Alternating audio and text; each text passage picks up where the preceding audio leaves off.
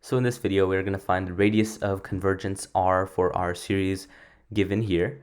So let's look at that. So this is n equals to 1 to infinity, and we have negative 7 raised to the n power times x to the n power divided by n to the 1/6 power.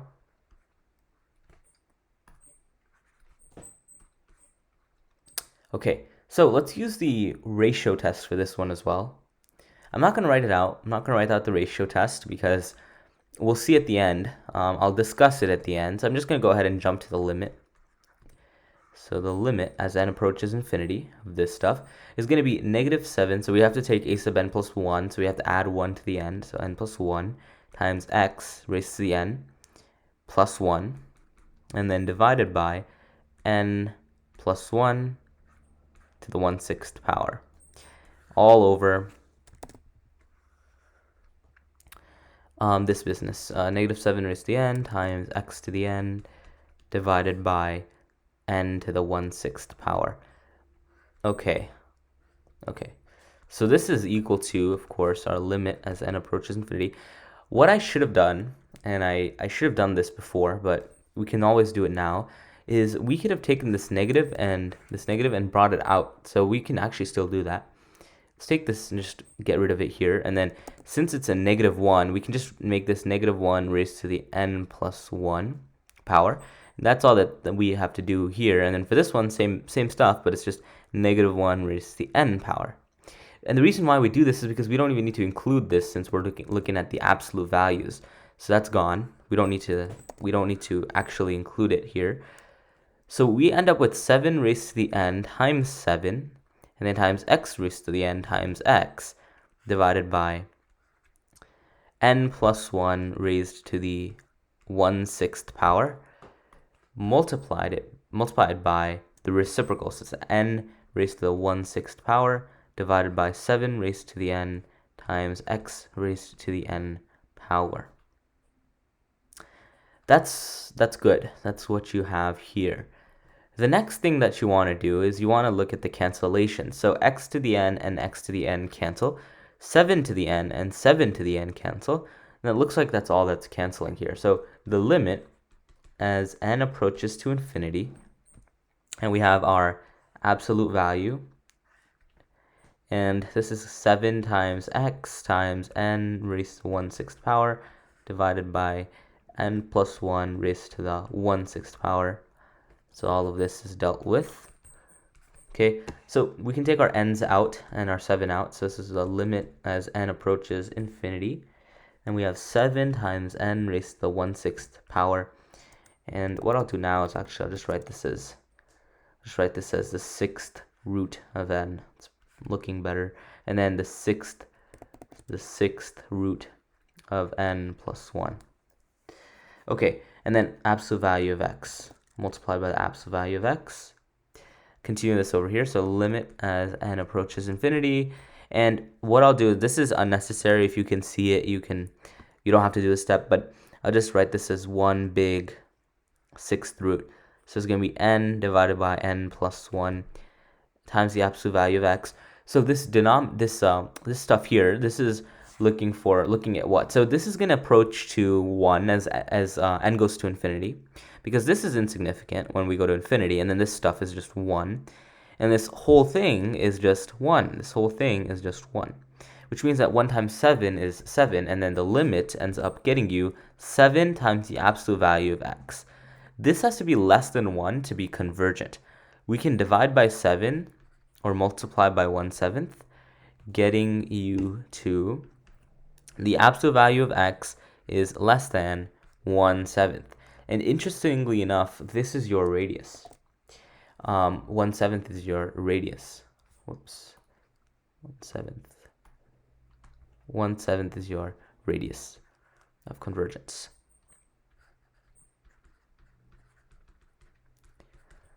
It's an interesting radius of convergence to have. And the way we know that is because the center is at 0 for this infinite power series here. So the center is at 0 because we have x minus 0 raised to the n power. And if we were asked, which we are not, but if we were asked, the interval of convergence, the interval of convergence, that would simply be, so that would go from, so since our radius is 1/7 and our center is at 0, then it would go from negative 1/7 to 1/7, right? But we don't know if the endpoints are included or not. We don't know. So it could be included, it could not be included, one could be included and the other couldn't be, doesn't have to be included. You have to figure that out. So I'm not going to write anything out here for now. But if we decide to check, and you know what, I'll check, we just need to take this stuff, right, all of this stuff, and I don't want to write it out again and make mistakes writing it out, so I'm just going to copy it. Let's just go ahead and copy it. Oops, do that again. Copy this and paste it here.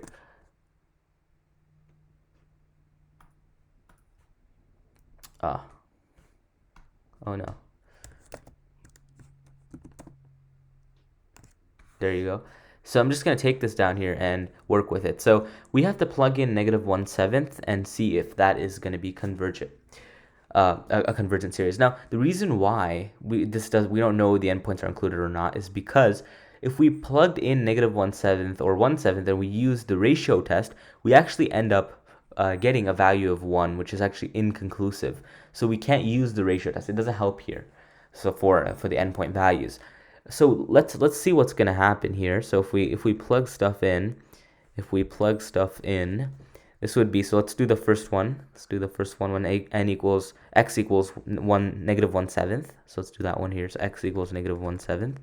We end up going from n equals 1 to infinity. And then we have, I'll take the negative 1 out, so negative 1 raised to the n power, and then 7 raised to the n power. And then we have negative, so actually take the negative 1 out again, and then times 1/7 raised to the n power, divided by n raised to 1/6 power. This here just becomes, so this over here, we can rewrite as, so negative 1 raised to the n times negative 1 raised to the n is negative 1 raised to the n squared, which is negative 1 raised to the 2n. This is actually going to be always positive because n is always going to be even no matter what you plug in, or 0. So that's what you're going to get. So you're going to get the following: 7 raised to the n times 1/7 raised to the n. And another thing can be done, which you might see over here, over n raised to the 1/6. So this we don't have to include because it's always positive 1. It's always positive 1, so we don't need to include it. And then this stuff we can combine to make 1 raised to the n, right? 7 divided by 7, which actually also is just 1, so it's just 1. So this whole thing is just 1 over the 6th root of n. That's what this is. It's very simple. This is what we need to evaluate. This is what we need to do. This is a very easy evaluation because keep in mind that what we have here is a p-series. So this can be written as the series going from 1 to infinity, and then we have 1 divided by n to the 1/6 power. And our p-value, so our p-value, p, is equal to 1/6, which of course, our 1/6 is of course less than 1, right? 1/6, if you look at the number line, your 0 would be here, and then in the center, so assume that's the center, and then we have 1 here, and then our 1/6 would be, so it's like roughly there, so 0, 1/6. So it's less than 1. It's to the left of in the number line, of 1 in the number line. Since 1/6 is less than 1, essentially what we can conclude is that at this point, right, at x equals negative 1/7, we are going to be divergent. We are divergent. So we don't include that point.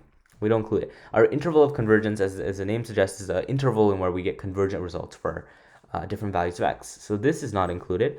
And then this one, we have to double check. So let's see, when x is equal to 1/7, it's the calculation, that's the good part, is not going to be much harder. So it's going from 1 to infinity. I believe it was 1 when I first looked at the problem, yes.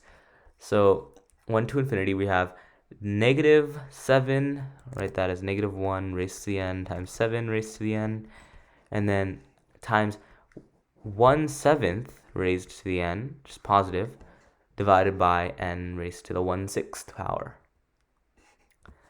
N raised to the 1/6 power. I think that's it. Yes, that is it. What does this become? Well, here we can't take the negative out, unfortunately. But what we can do is we can take this whole thing and make that just 1. We don't even need to write that out. So it's -1 raised to the n divided by n raised to the 1/6 power. This is, we can use the alternating series test.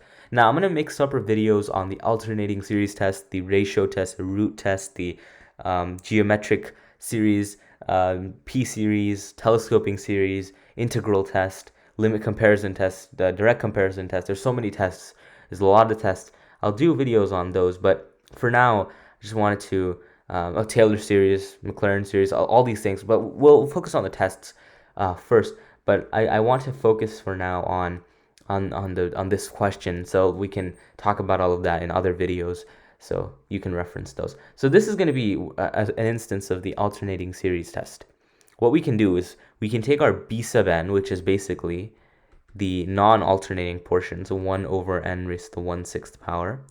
So this is a sub n, this whole thing. You can think about it as a sub n, and then b sub n is just 1 over n to the 1/6. If this is going to decrease, if this is decreasing, if it is, and the limit is 0, and the limit is 0, we can take the limit of this thing. So the limit as n approaches infinity. This is an obvious one. It's obviously 0. Since it's 0, and is it decreasing? Yes, as n goes to infinity, we are getting smaller and smaller. So the denominator gets larger and larger. We can check that algebraically if you want it to, but I won't do that. It is decreasing. Some of these you don't have to check algebraically. It's really obvious, so it's decreasing. Since it's decreasing and the limit as n approaches infinity is in fact 0, we can prove that this is convergent. So when x equals to 1/7, it is convergent. But when x equals to -1/7, it is divergent. So we actually do include this portion here, and that's our interval of convergence for this problem. And the radius of convergence is 1/7. That is the problem that we have here.